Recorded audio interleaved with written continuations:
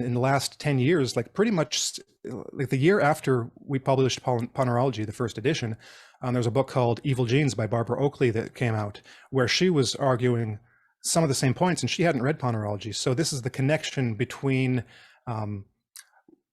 like what people would generally consider like evil politicians, evil leaders, dictators and authoritarians, you know, and psychopathology, personality disorders. But not just that, the link between just politics in general and personality types.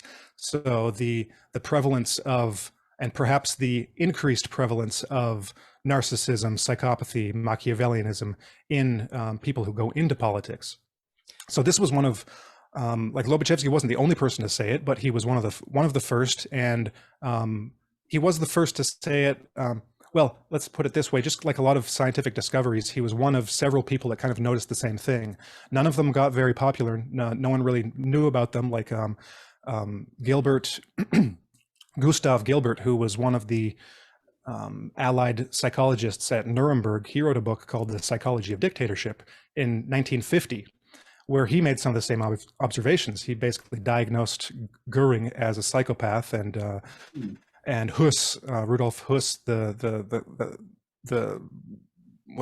commandant at Auschwitz, as a schizoid personality. And so he'd made this connection between the noticeable or the recognizable personality disorders that were recognized at the time, and like totalitarian leaders and people involved in the totalitarian system. But that book was never republished. No one knows about it anymore. You can read you can still find Gilbert's Nuremberg diaries, where he writes about his interactions with the defendants at Nuremberg, but you can't find his book Psychology of Dictatorship anywhere. And so he was one of the very few that actually saw this.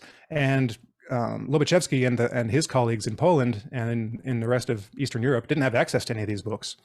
So they kind of learned these things on their own and came to the same conclusions about the communist system. So not necessarily about Nazi Germany, but about the communist system in the 50s and 60s.